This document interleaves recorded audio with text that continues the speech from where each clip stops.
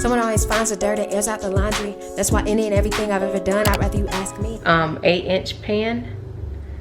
So that also means that the measurement for the ingredients are obviously going to be cut into like thirds, since I think this recipe was set up for a 3-layer cake. Something else to note on here. So the cooking time for the 8-inch pan is actually 25 to 30 minutes. But we don't need to get there yet because we still have to mix ingredients. We have not even done that yet. So the first couple of things I need to add is unsweetened applesauce and a cup of granulated sugar and 1.5 eggs at room temperature. Which technically I just took the eggs out. So I don't think the eggs are at room temperature yet. But you know what? It's gonna be fine. The thing about it is that when you mix ingredients, you want them, because the thing is, you don't want the middle of the cake to rise. Typically you want a flat cake. However, if your cake comes out and it's not flat, you can always trim off the top. But one of the ways to get a flat cake on the top is if you wait until everything is room temperature, and then once all your ingredients are room temperature, then you can just mix it together, and then it shouldn't, that middle section should not rise.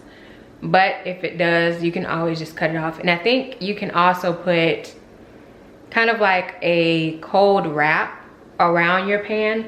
So like with this pan right here, that cake pan that I showed you guys earlier, this one, you would wrap, they have like a thing you can wrap around it. So think kind of like if you have an injury and you put like a pack in the freezer and you can wrap it around. It's like a band that you can wrap around. You can wrap it around your cake, and it'll also keep it'll keep the cake even. But I have neither of those, so I don't have that. And I do not have room temperature ingredients right now. But you know, we're just gonna have to make it work. So, applesauce. I need like 0.63 cups of applesauce. What I like to do with the measurements, I try to get an idea.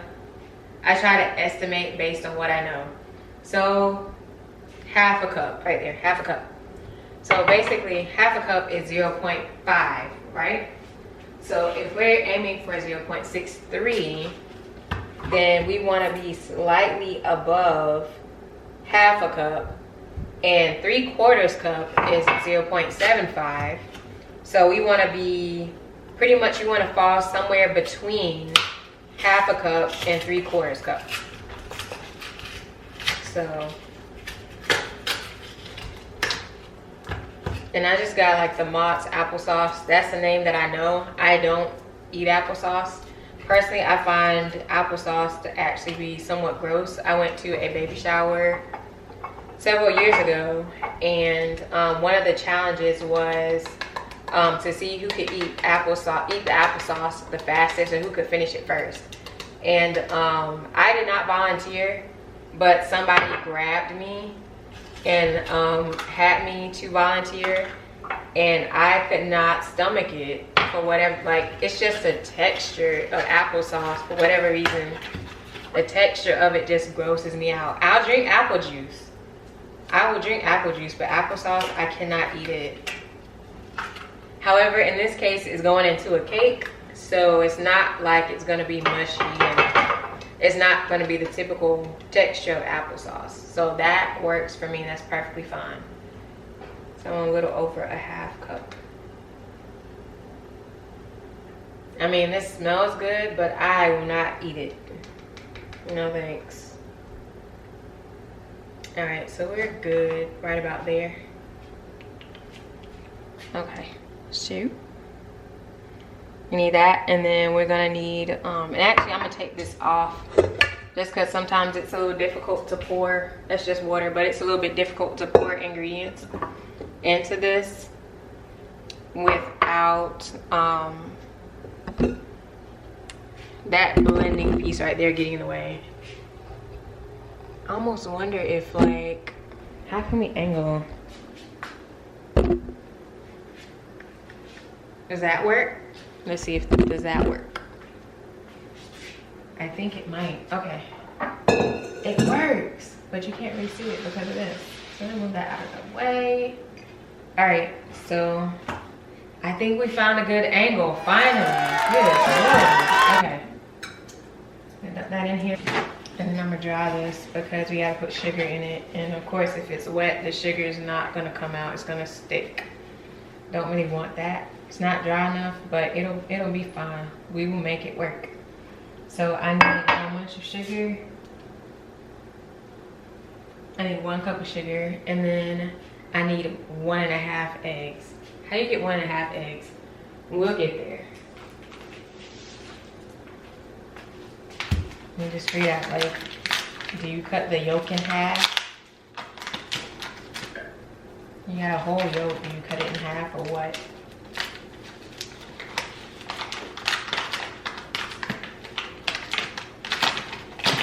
Whoop. And sugar everywhere.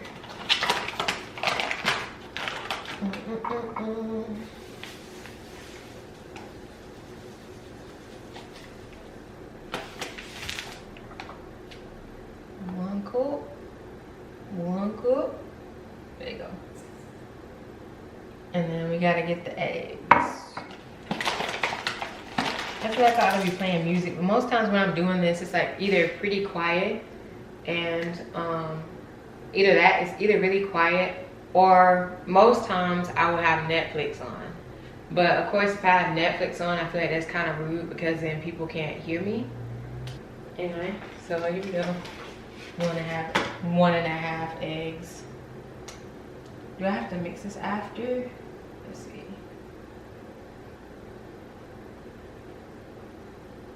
Okay, so basically so I'm gonna put the eggs in here, and then once I put the eggs in here, then I have to actually mix it. So, and that's gonna be relatively loud.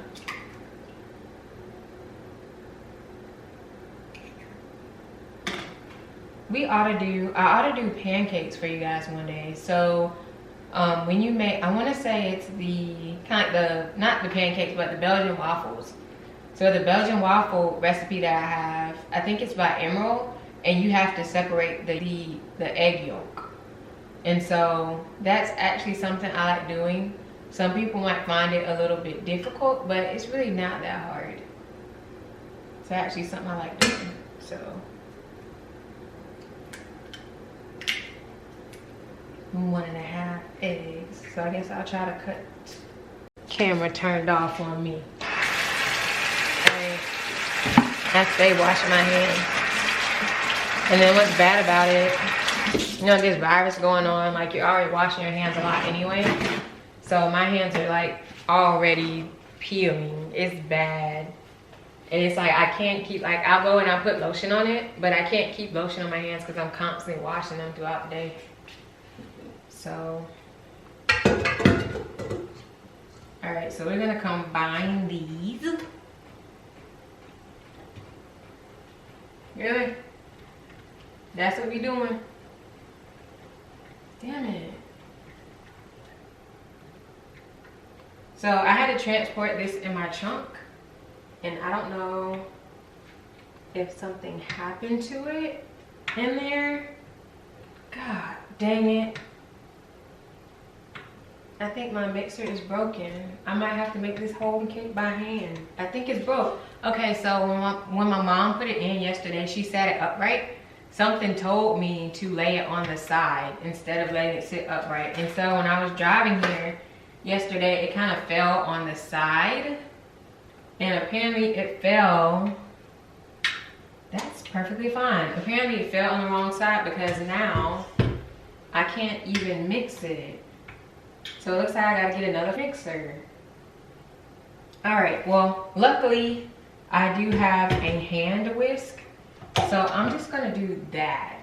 And then I guess I'm gonna have, cause this mixer ain't cheap. But it looks like I'm gonna have to replace it. Fuck. Okay, whatever, I'm not gonna spend a lot of time on that right there. Cause that's what this is. So I'm gonna use this bowl, but I'm gonna actually use a hand whisk and I'll whisk it by hand. Granted, this is what I used to do before I ever got a mixer. So excuse my language, but I'm upset that it's not working because that mixer is not cheap. It's a couple $100. So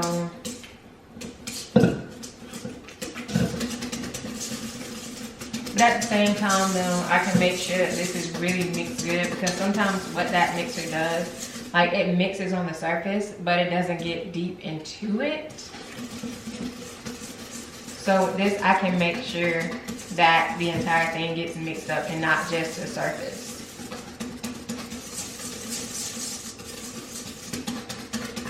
Okay, so after that, we gotta combine the second set of ingredients,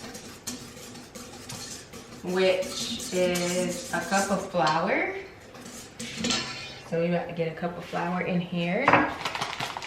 All right. Please, Lord, help me. Let me see. Baking soda. I got baking soda. Salt and vanilla. So salt and vanilla. All right, so we need a cup of flour. We'll start there. I'm still mad about that mixer though. I am, like, ugh. But whatever. I mean, it's life. And I wasn't driving fast either. Crap's just heavy. Seriously, was not driving fast at all. So flour.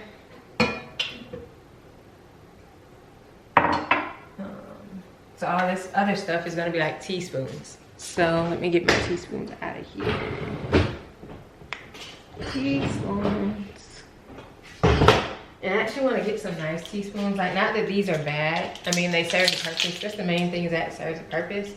But at the same time, I like the little, kind of like the little stainless steel measuring cups, or like measuring spoons.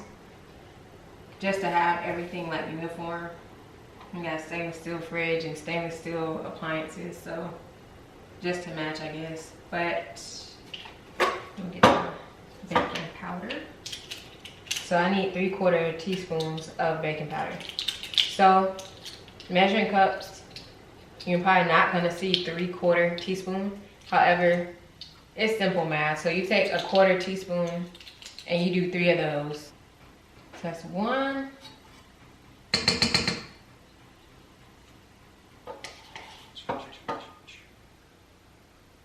2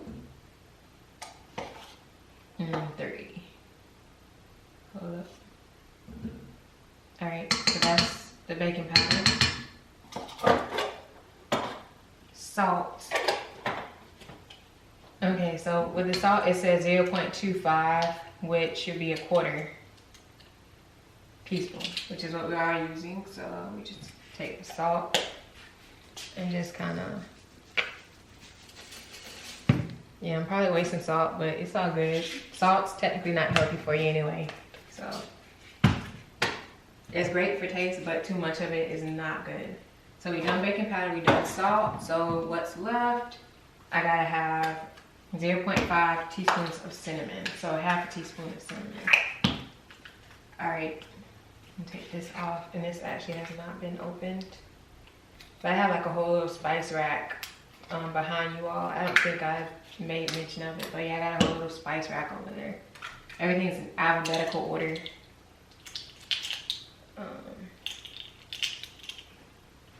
So 1/2 teaspoon of cinnamon. And rather than like dumping it out in the sink, I mean, I typically like to kind of just slide my finger over the teaspoon or tablespoon, whatever it is, just to kind of level it out. But you want to try to not waste as much seasonings as possible. So some of it gets dumped down the sink, but most times I just try to scrape the excess off back into the container if I can.